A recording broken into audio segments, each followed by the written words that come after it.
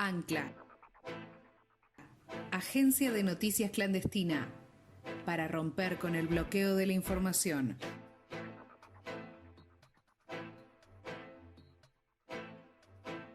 Estamos con un entrevistado.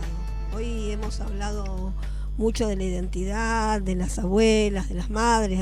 Abrimos el programa con un tema que Charlie les dedica, con una metáfora y una poesía exquisita, y tenemos un entrevistado. A ver si usted nos presenta quién es. Él se llama Manuel González. Goncalves. Goncalves, perdón. Sí. Pido perdón. Nieto recuperado número 57. Miembro de la comisión directiva de abuelas de Plaza de Mayo e integrante de la CONADI. Perfecto. En la Comisión Nacional contra la Discriminación. Bienvenido, Manuel, ¿cómo estás? Hola, buenos días, ¿cómo les va? De ese lado Manuel, de este lado Mónica y Alejandro.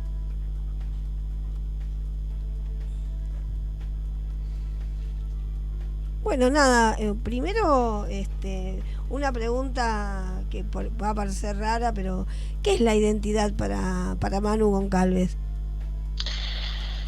Bueno, la identidad entiendo que son muchas cosas que todos tenemos. Creo que la gran lucha de las abuelas ha demostrado que también puede suceder que esa identidad que uno construye puede estar basada en una enorme mentira, en crímenes. Entonces, bueno, esa lucha de las abuelas justamente es para revertir eso y para que la identidad que cada uno de nosotros lleve consigo sea la verdadera, ¿no? Y la identidad tiene que ver con saber tu origen, con conocer a tu familia, con saber de dónde venimos y a partir de eso, tan fundamental para cualquier persona, construir desde ahí tu lugar en una sociedad, ¿no? O sea, la identidad en definitiva es lo que nos individualiza dentro de la sociedad y por otro lado nos hace ser parte de esa sociedad. Y el gran problema de cuando, no solo en la época de la dictadura, sino que lamentablemente eso es algo que viene desde el inicio de la humanidad, diría, y hoy se sigue sucediendo.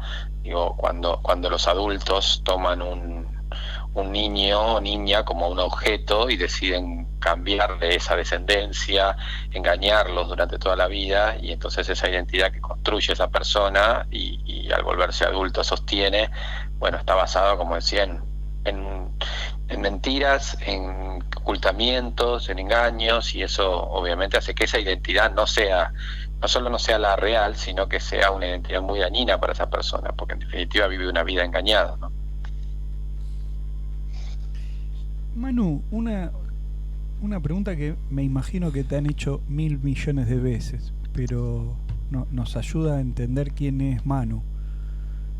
¿Qué te pasó a vos en tu cuerpo, en tu piel, cuando te enteraste que eras un hijo apropiado? Bueno, fue una enorme sorpresa porque a mí me encontraron, no estaba yo buscando mi verdadera identidad, o sea, no sabía que no era hijo de las personas, de la familia con las que yo me crié, pero entendía que era porque me habían abandonado o no me querían, no sé, o sea, no creía que tenía que ver con la desaparición de mi mamá y de mi papá, ¿no?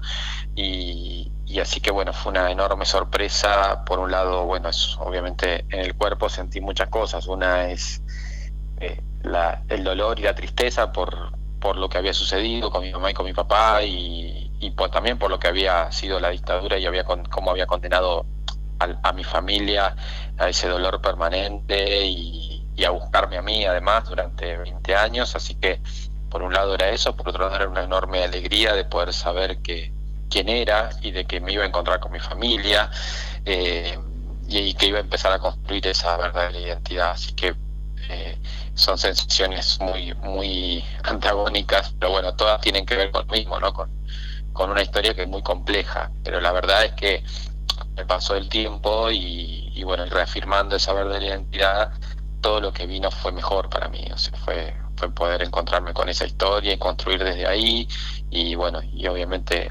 estar cerca y cada vez más vinculado a las abuelas fue lo mejor que me pudo haber pasado. ¿Tenés hermanos, Manu? Digo, yo ya sé que los nietos funcionan como esta cofradía de hermanos, pero digo, hermanos, ¿te encontraste con hermanos en la vida? Sí, me encontré con un hermano que es 7 años más grande que yo. Él, bueno, somos hijos del mismo papá, no de la misma mamá, así que él, bueno, se crió como los hijos de los desaparecidos que supieron de repente que su mamá o su papá habían desaparecido, o ambos, y crecieron con esa verdad, digamos, ¿no? Con esa enorme ausencia, pero sabiendo que había pasado. Él se crió con su mamá y, bueno, sabiendo de la desaparición de nuestro papá, porque hasta los 7 años él tuvo a nuestro papá y de repente no tuvo más. Así que cuando nos encontramos, bueno, fue una enorme alegría para los dos, porque obviamente nosotros, en este caso además habíamos crecido los dos como hijos únicos, así que bueno, fue raro, pero fue muy entusiasmante para los dos tener un hermano, y rápidamente construimos una relación muy linda que obviamente sostenemos ya desde hace muchos años y que nos ha permitido, bueno, ya ser parte de nuestras vidas, el uno con el otro, ¿no? ¿Vos nunca tuviste dudas sobre tu identidad, por lo que vos decís, siempre que creciste en un entorno en el que eras un hijo, digamos, elegido por una familia, pero no alguien que hubiera sido, digamos, necesitado buscarse en el marco de los desaparecidos? ¿Qué pasa cuando alguien tiene dudas sobre su identidad? ¿Cómo es el proceso?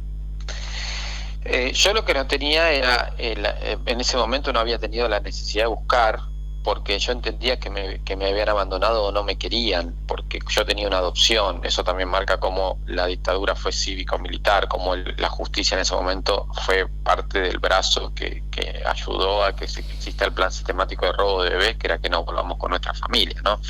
Entonces no lo asociaba con los desaparecidos, bueno, como parte del engaño que la dictadura nos había dejado, en este caso en particular en mi familia, pero sí tenía obviamente muchas preguntas de por qué no me había podido quedar con mi familia, o sea, por qué no me querían, por qué me habían abandonado, por qué, bueno, todos los por qué había sido dada una adopción, ¿no? Aunque tuve una adopción con muchas irregularidades, yo crecí entendiendo que era una adopción que estaba bien,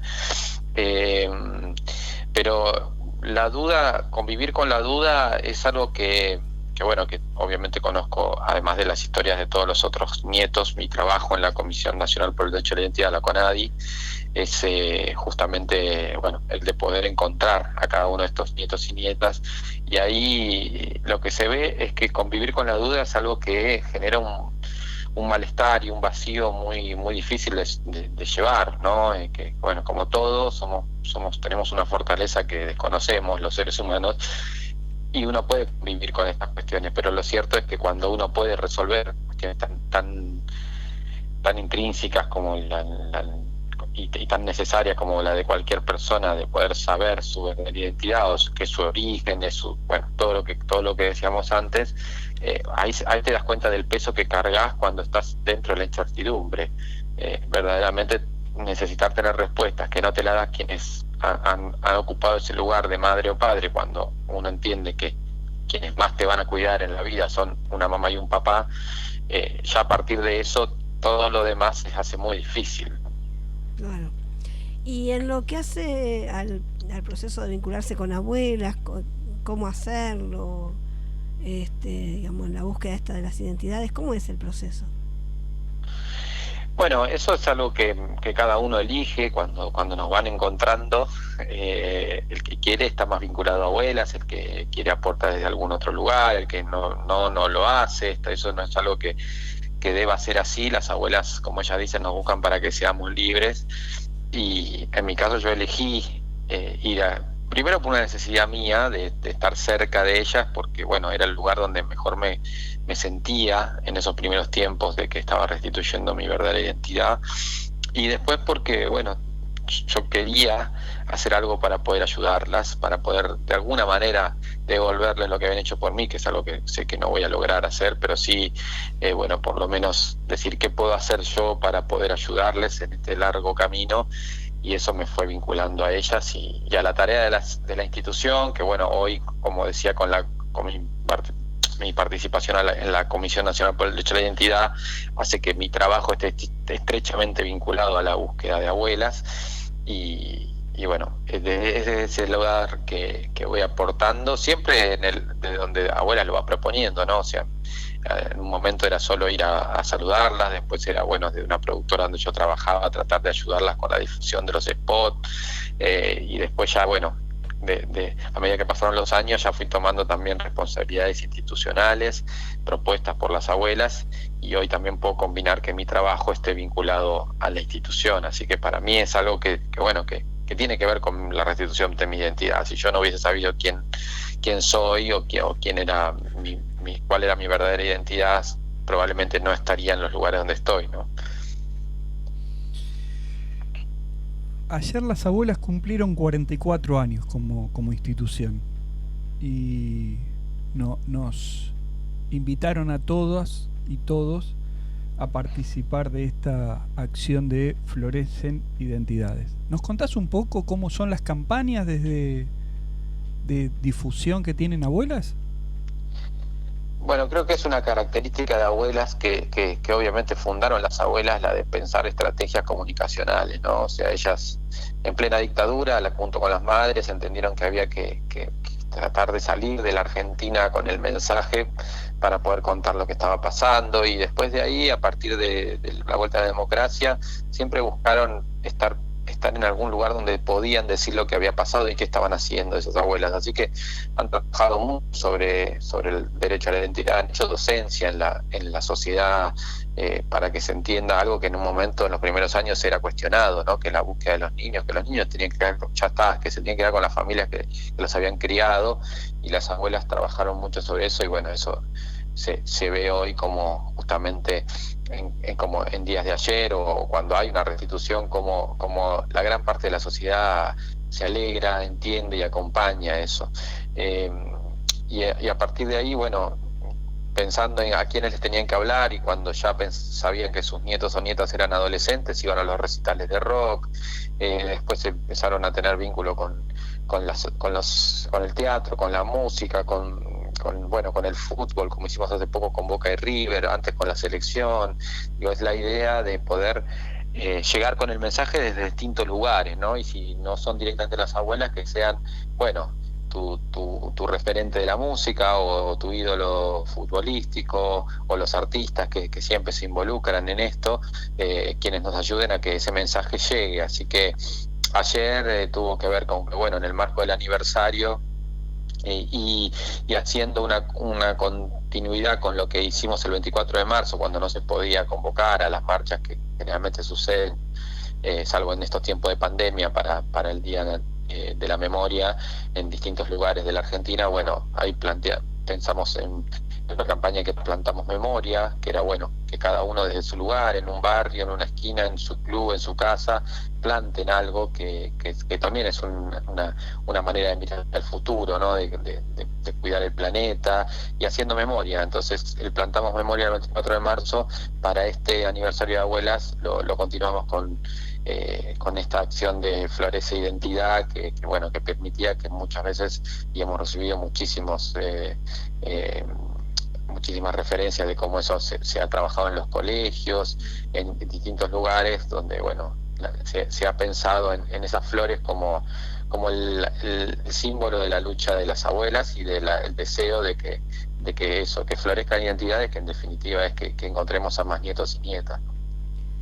Sí, la verdad que es muy interesante ver esto que planteabas hace un rato, de cómo las abuelas han podido entender que sus nietos buscados vienen creciendo, y ver que la Florece Identidad dice, bueno, si sabés que es un cassette y una virome y para qué sirven, la verdad que es un insumo muy interesante en la campaña.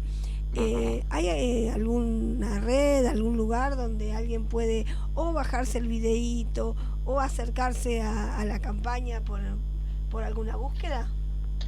Sí, las redes de abuelas son donde está todo el contenido, o en Facebook, o en Instagram, o bueno, la página web de abuelas tiene justamente todos los contenidos que se van produciendo, o sea, los spots de radio, de televisión, todos esos están ahí y material para los colegios. Bueno, todo eso es el mejor lugar donde encontrarlo, que es, bueno, abuelas.org.ar. Ahí van a tener mucho del material, y bueno, y lo que se va a ir generando en el futuro también va a estar ahí. ¿Qué le dirías, Manu, a esos pibes que estamos ahí entre los 40 y pico y los 50 que todavía no se acercaron a abuelas y que tienen dudas sobre su identidad? Y que creo que es tiempo de que lo hagan, que bueno, que el ejemplo de las abuelas y lo que todo el mundo conoce demuestra que justamente hay un enorme respeto por cómo será el momento posterior a poder saber la verdad, y que los vamos a ayudar, y que por suerte ya somos más los nietos y nietas que estamos y que hemos transitado ese camino, y que los vamos a acompañar, que las abuelas los esperan, y que no solo son las abuelas, son familias enteras por cada una de esas abuelas, y que ahí hay un ejercicio de conciencia social que hay que hacer, no es solo por ellos, hay todo. Si ellos no dan ese paso, hay familias, como digo, enteras que desde hace más de 40 años están con la angustia de poder saber cómo están, qué pasó con ellos, de poder abrazarlos. Creo que es importante que, bueno, ya pensando en que son personas adultas, hagan ese ejercicio de pensar en ellos y de pensar en esas familias, ¿no? Que ellos son hoy la posibilidad de reparar ese daño que afecta a tantas personas, ¿no? A todas las familias que aún los buscan. Bárbaro. Como para ir liberándote, ¿qué te hubiese gustado que te preguntáramos y no te preguntamos? Qué difícil eso. No, creo que me parece importante, al contrario, que yo les agradezco el espacio, porque siempre la posibilidad de poder hablar de estas historias, cualquiera de ellas, la mía o la de cualquiera de los otros nietos y nietas, obviamente la voz de las abuelas, siempre es para nosotros la posibilidad de que, bueno, ese próximo nieto o nieta que aún buscamos escuche y le llegue este mensaje, y si no es a ellos, a quienes saben o tienen datos de quienes podrían ser algún niño o niña robado durante la dictadura y que todavía no saben su verdadera identidad, bueno, nos ayuden a encontrarlo. Así que ya con que podamos haber hablado y haber hecho un repaso del pasado, presente y del futuro de abuelas, bueno, para mí está muy bien así, y les agradezco por eso. No, en principio te agradecemos y te pedimos una gauchada. Que le cuentes a las abuelas y les digas de parte nuestra gracias. Bueno, la verdad muchas que gracias. Siempre se lo voy a decir. Nos es difícil poder entrevistar a las abuelas, porque las agendas de las abuelas siempre están ocupadas, sí, y está buenísimo que estén ocupadas. Pero bueno, nada, nos gustaría decírselo a nosotros, porque te pedimos que nos des una mano y le digas a las abuelas gracias, porque bueno, muy bien, nos ayudaron a crecer y a ser mejores personas. A mí también, así que claro. Sí, les estamos eternamente agradecidos a las abuelas, y les voy a contar y les voy a mandar su abrazo. Bueno, y gracias a vos que amablemente nos dijiste que sí. Habíamos tenido otro intento que parecía que era solo un problema de la radio, fue cuando se cayó todo el sistema, sí. ¿Te acordás? Al final era eso, así que te agradezco esa paciencia y esta. Bueno, pero lo hemos logrado, eso es lo importante. Les mando un gran abrazo. Un abrazo grande, Manu. Gracias por estar. Hasta pronto, chau. Luego.